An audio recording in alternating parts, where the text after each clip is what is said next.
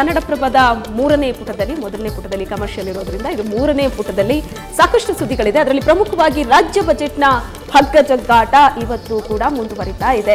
Budget ಅಲ್ಲಿ ಕೆಲವೊಂದು ಭಾಗಕ್ಕೆ ತೀರಾ ಅನ್ಯಾಯ ಆಗಿದೆ.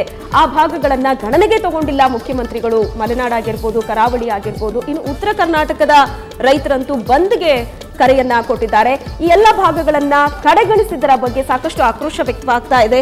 ಈ ಕುರಿತಾದಂತೆ ಡೀಟೇಲ್ ಆದ ಸ್ಟೋರಿಯನ್ನ ನೀವು 3ನೇ ಪುಟದಲ್ಲಿ ನೋಡಬಹುದು. ಇದರ ಜೊತೆಗೆ ವೇಶ್ಯಾವೃತ್ತಿಯನ್ನು ಕಾನೂನುಬದ್ಧ ಮಾಡಿ ಲೈಸೆನ್ಸ್ ನೀಡಿ ಅಂತ ಡಾಕ್ಟರ್ ಸಂತೋಷ್ ಹೆಗಡೆ ಅವರು ಹೇಳಿದ್ದಾರೆ. ನ್ಯಾಯಮೂರ್ತಿ ಸಂತೋಷ್ ಹೆಗಡೆ ಹೇಳಿರುವಂತಹದ್ದು.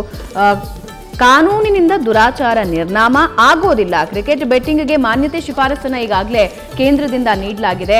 ಹಾಗಂದ ಮೇಲೆ ವೇಶ್ಯಾವೃತ್ತಿಗೂ ಕೂಡ ಮಾನ್ಯತೆಯನ್ನ ನೀಡಿ ಕಾನೂನುಬದ್ಧಗೊಳಿಸಿ ಲೈಸೆನ್ಸ್ ಅನ್ನ ನೀಡಬಿಡಿ ಅಂತ ಹೇಳಿದ್ದಾರೆ. ಹಾಗಾದ್ರೆ ನಿವೃತ್ತ ನ್ಯಾಯಮೂರ್ತಿ ಸಂತೋಷ್ ಹೆಗಡೆ ಅವರ ಈ ಮಾತಿನ ಹಿನ್ನೆಲೆ ಏನು ಅನ್ನೋದನ್ನ ಮೊದಲ ಪುಟದಲ್ಲಿ ನೋಡಬಹುದು. ಸಂಪೂರ್ಣ ಮಾಹಿತಿಯನ್ನ ನೀವು ಓದಬಹುದು.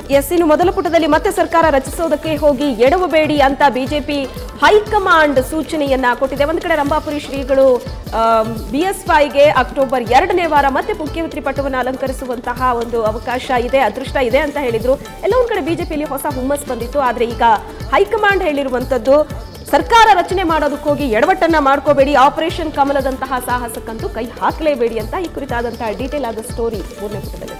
ಇನ್ನು 6ನೇ ಪುಟದಲ್ಲಿ ಒಂದು ಸಂತಸದ ಸುದ್ದಿ ಇದೆ. ಏಷ್ಯಾನೆಟ್ನ myNation.com ಲೋಕಾರ್ಪಣೆಯಾಗಿರುವಂತಹದ್ದು.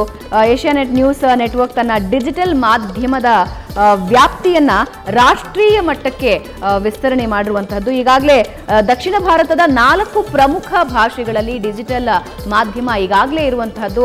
ಆದರೆ ಈಗ ಇಂಗ್ಲಿಷ್ ಮತ್ತು ಹಿಂದಿ ಭಾಷೆಯಲ್ಲೂ ಕೂಡ ಡಿಜಿಟಲ್ ಮಾಧ್ಯಮ ಲೋಕಾರ್ಪಣೆ ಮಾಡಿರುವಂತಹ ಸ್ಟೋರಿ ಇದೆ. ಸಂಪೂರ್ಣವಾದಂತಹ ವಿವರವನ್ನ 6ನೇ ಪುಟದಲ್ಲಿ ನೀವು ಓದಬಹುದಾಗಿದೆ. ಇದರ ಜೊತೆ ಇನ್ನೂ ಹಲವಾರು ಸುದ್ದಿಗಳು ಇವತ್ತಿನ ಕನ್ನಡಪ್ರಭದಲ್ಲಿದೆ. ಮಿಸ್ ಮಾಡ್ಕೊಳ್ಳದೆ ಓದಿ.